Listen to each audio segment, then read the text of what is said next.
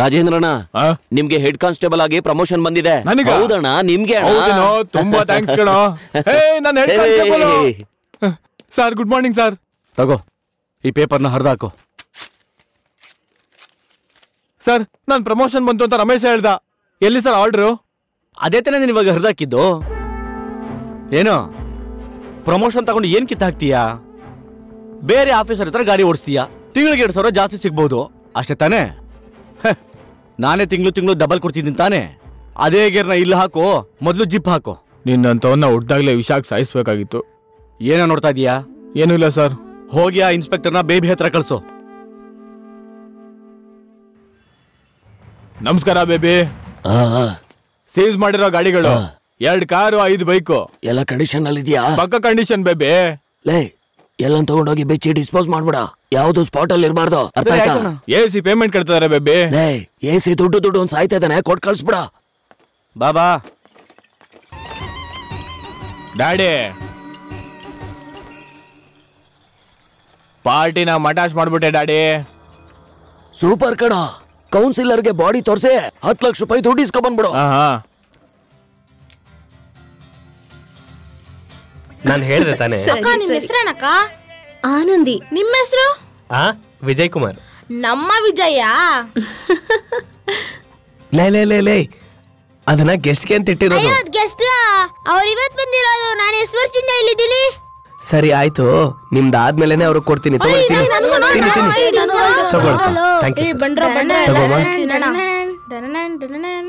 ನಾನು ಒಂದು ತಗೊಂತೀನಿ.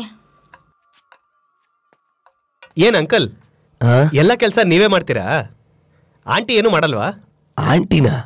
ನಿಮ್ ವೈಫ್?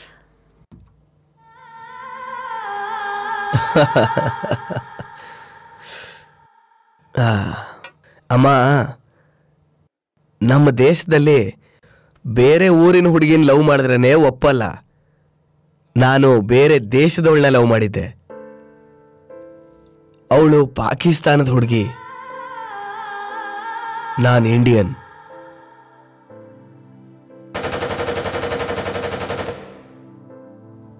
ನನ್ನ ಕಣ್ಣು ಮುಂದೆನೆ ಅವಳನ್ನ ಶೂಟ್ ಮಾಡಿ ಸಾಯಿಸ್ಬಿಟ್ರು.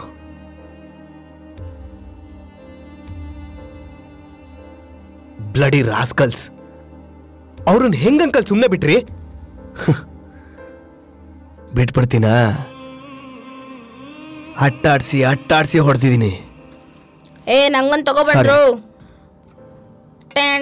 ನನ್ನ ಕತೆ ಹೇಳಿ ನಿಮ್ಗೆ ಬೋರ್ ಹೊಡಿಸ್ಬಿಟ್ಟೆ. ನಿಮ್ಗೆ ಒಂದು ಫ್ಲಾಟ್ ಅರೇಂಜ್ ಮಾಡಿದ್ದೀನಿ, ನೋಡೋಣವಾ?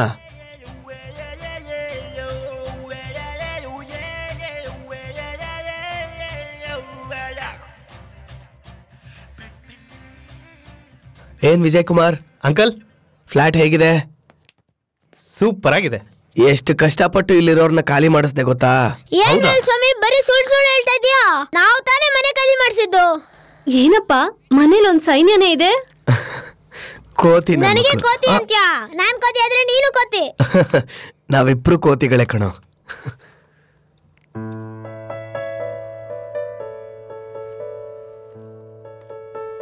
ಅಪ್ಪ, ಏನಪ್ಪ ಈ ರೇಂಜಿಗೆ? ಈ ಮುದ್ಕನ್ನ ಅಪ್ಪ ಅಂತ ಕರ್ದಿದ್ಯಾ? ಇಷ್ಟು ಮಾಡ್ಲಿಲ್ಲ ಅಂದ್ರೆ ಹೆಂಗಮ್ಮ? ಥ್ಯಾಂಕ್ಸ್ ಪಾ. ಹಾಗೆಲ್ಲ ಹೇಳ್ಬಾರ್ದು. ಅಂದಾಗೆ ವಿಜಯ್ ಕುಮಾರ್, ನಿನಗೆ ಮದುವೆ ಆದ ವಿಷಯ ನಿಮ್ಮ ಅಪ್ಪ ಅಮ್ಮನ ಹತ್ರ ಹೇಳಿದ್ಯಾ? ಅದು ತಾಳಿ ಕಟ್ಟಿರೋ ಫೋಟೋನ ಫೇಸ್ಬುಕ್ ಅಲ್ಲಿ ಹಾಕಿದೀನಿ. ಮನೇಲಿ ಲೈಕ್ ಮಾಡ್ತಾರಾ ಇಲ್ವಾ ಅಂತ ಗೊತ್ತಿಲ್ಲ.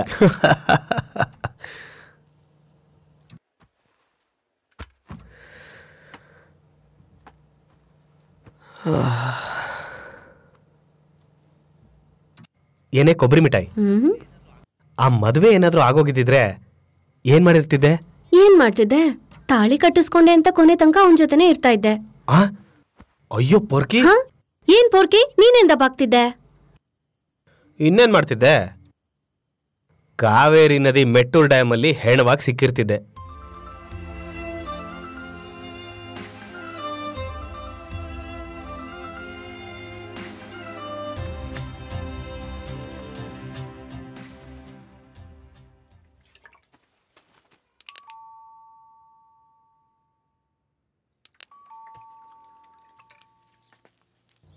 ತಗೋ ಮಗ ತಿನ್ನು. Uncle morning. Good morning. ಏನು ನೈಟ್ ಗುಡ್ ನೈಟಾ? ಸುಮ್ಮನಿರಿ ಅಂಕಲ್, ಯಾವಾಗ ನೋಡಿದ್ರು ಸಣ್ಣ ಹುಡುಗರ ಥರ ಚುಡಾಯಿಸ್ತಾ ಇರ್ತೀರಾ. ಇಲ್ಲಿ ಕೇಳು, ದೋಸೆ ಆಲೂಗಡ್ಡೆ ಪಲ್ಯ ಮಾಡಿಟ್ಟಿದ್ದೀನಿ. ಸೂಪರ್. ಇಬ್ರು ಸುಸ್ತಾಗಿರ್ತೀರಾ, ಇಬ್ರು ರೆಡಿ ಆಗ್ಬಿಟ್ಟು ಬನ್ನಿ, ತಿನ್ನೋರಂತೆ. ನಾವು ರೆಡಿ ಆಗೋದಿರ್ಲಿ, ಇನ್ನು 10 ನಿಮಿಷದಲ್ಲಿ ನೀವು ರೆಡಿ ಆಗಿ. ಏನ್ ವಿಷಯ? ಸರ್ಪ್ರೈಸ್. ಓಕೆ. ನಮಸ್ಕಾರ. ಮುಖಾಮುಖಿ ಕಾರ್ಯಕ್ರಮದಲ್ಲಿ ನಿಮ್ಮ ವಿಜಯ್ ಕುಮಾರ್.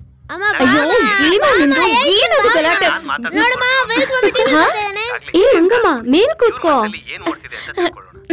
ಇವರು ಬೇರೆ ಯಾರು ಅಲ್ಲ, ವೇಲುಸ್ವಾಮಿ ಅನ್ನೋ ಎಕ್ಸ್ ಮಿಲಿಟರಿ ಮ್ಯಾನ್. ಗಡಿಯಲ್ಲಿ ಸಾಕಷ್ಟು ಯುದ್ಧ ಮಾಡಿರೋರು, ಬಹಳಷ್ಟು ಬಿರುದುಗಳನ್ನ ಹೊಂದಿರೋರು. ಅವರೊಂದಿಗೆ ಇವತ್ತಿನ ಮುಖಾಮುಖಿ. ನಮಸ್ಕಾರ ಸರ್.